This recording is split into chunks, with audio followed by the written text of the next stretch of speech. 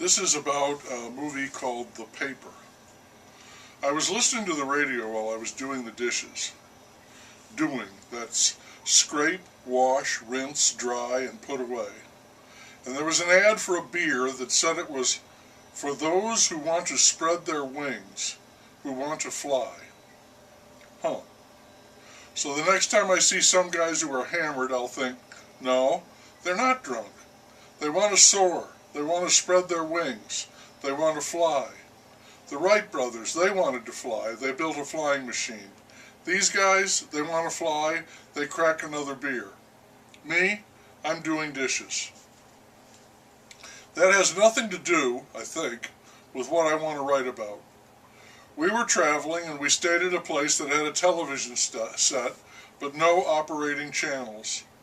Outside there was a big pole with an antenna at the top, and this apparatus was connected to the TV set, but it got no transmissions. So, no TV. I guess we could have bought some beer and gone flying. But there was a large supply of old VHS tapes that went perfectly with the old 80s style TV set, and this is how I came to see a movie entitled The Paper. I had read an article and reported on it in one of these videos about newspaper wars in New York City around the end of the 19th century. So I was interested to see how a more modern version might present that rather fierce and no-holds-barred competition. And the movie had a solid cast.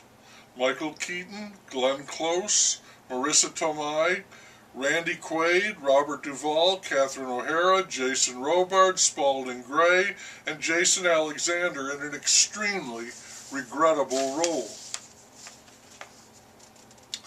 The box promised editorial bedlam during the course of one hectic 24-hour period at the New York Sun.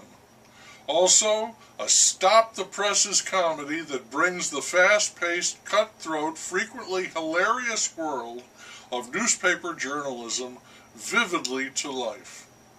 The movie was made in 1994, and it was directed by Ron Howard, who has done a lot of work over a long career.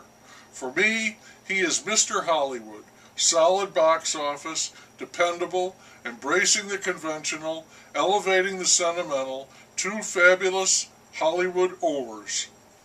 His belief is that more is more. Pile it on, cram it in, and smash it all together at the end, a breathtaking train wreck of a climax that will leave them gasping.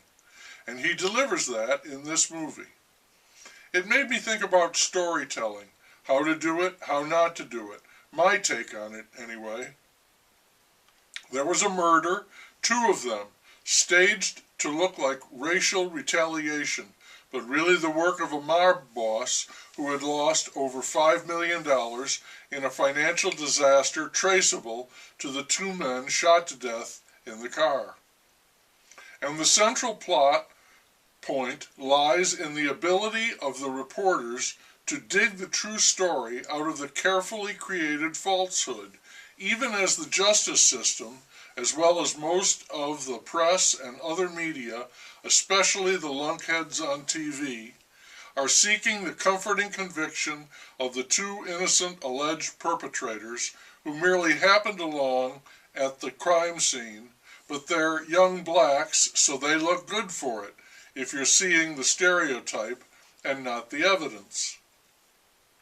The reporters do find the truth, as well as the evidence to support it, and the crime boss naturally wants to bury that story, and there is the climax right there, two opposing forces, both hell-bent, and who will win out.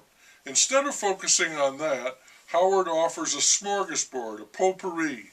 There's a cesarean birth, a reporter is shot in a completely unrelated incident featuring the lamentable Jason Alexander. Another editor is dying of cancer and wants to unite with his daughter, who wants nothing to do with him. Yet another sabotages a great opportunity for the sake of getting the story. Howard piles all of this and more around the tree and shouts, "Merry Christmas!" But he's lost his movie.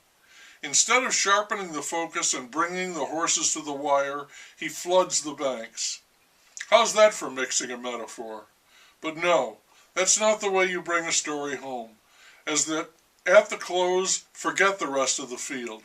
They were in the race, but at the end, they are also rans. They are insignificant. In newspaper terminology, you have your lead. The rest is fill. Back to the horses. At the most, in the final shot, you have win, place, and show, and your money is on the winner. If it's a good race, people will remember the winner.